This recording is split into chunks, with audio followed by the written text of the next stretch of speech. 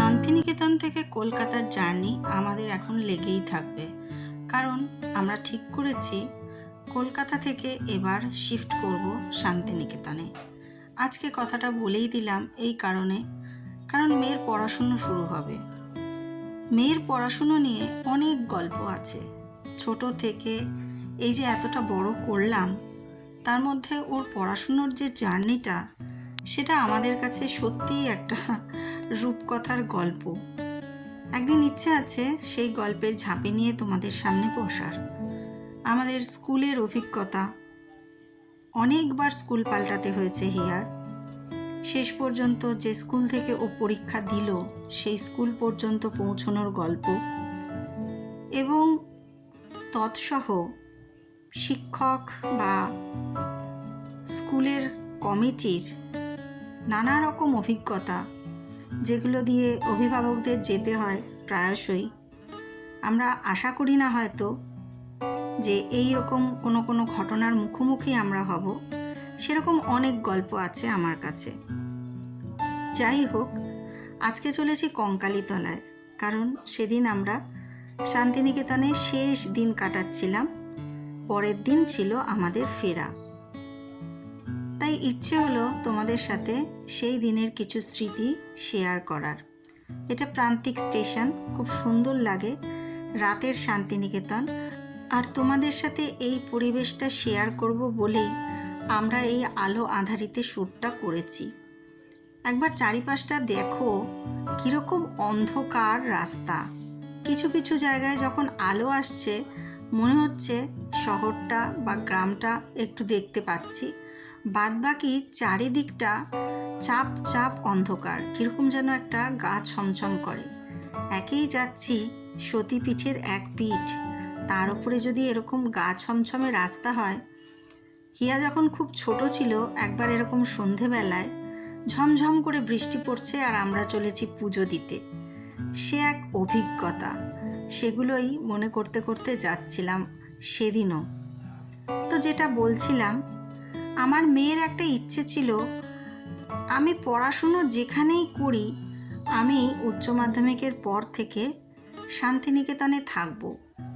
আর তার বাবারও ইচ্ছে ছিল আমি রিটায়ারমেন্টের পরে কলকাতায় আর থাকব না, কারণ কলকাতার নগর জীবন আমাদের খুব ক্লান্ত করে। আর সেজন্যেই শান্তিনিকেতন বারবার আমরা ছুটে যাই। একটু নিরিবিলি, একটু নিরালা, একটু নিজেদের মধ্যে নিজেদের পাওয়া, যেটা কলকাতায় থেকে একদমই সম্ভব হয় না। প্রতিদিনের জার্নি বা প্রতিদিনের ব্যস্ততায় আমরা নিজেদের গল্পগুলো কোথায় যেন হারিয়ে ফেলি। চলে এসছি কঙ্কালীতলা, আছে আরও অনেক গল্প। হিয়া কোথায় ভর্তি হলো, হিয়ার কলেজ কোনটা, আমি সবই তোমাদের জানাবো। তবে একটা কথা কি জানো তো, আমি মেয়ে যখন যেখানে পড়ে সেই কলেজ বা স্কুলের নাম কোনোদিন শেয়ার করিনি, আজও করব না। কিছু কিছু জিনিস থাকে একান্ত ব্যক্তিগত। হয়তো কলেজটা পাশ করার পর অবশ্যই তোমরা জানতে পারবে ও কোথায় পড়তো।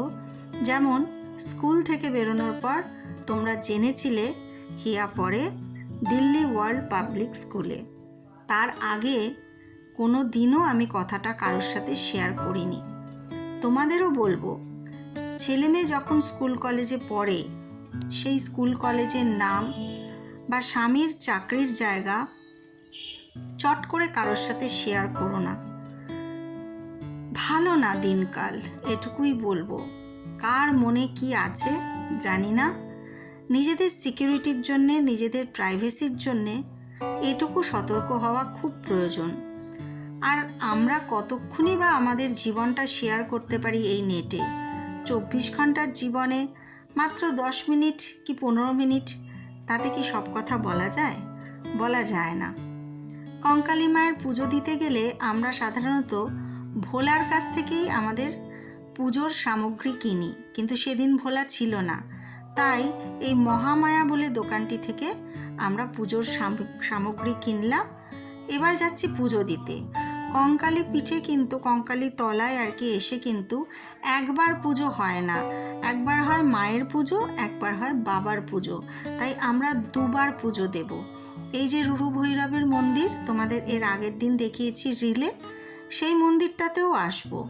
আর সেটা এত সুন্দর যে ভীষণ ভালো লাগে গিয়ে বসে থাকতে। আর চারিপাশে দোকানপাটের কিন্তু অভাব নেই।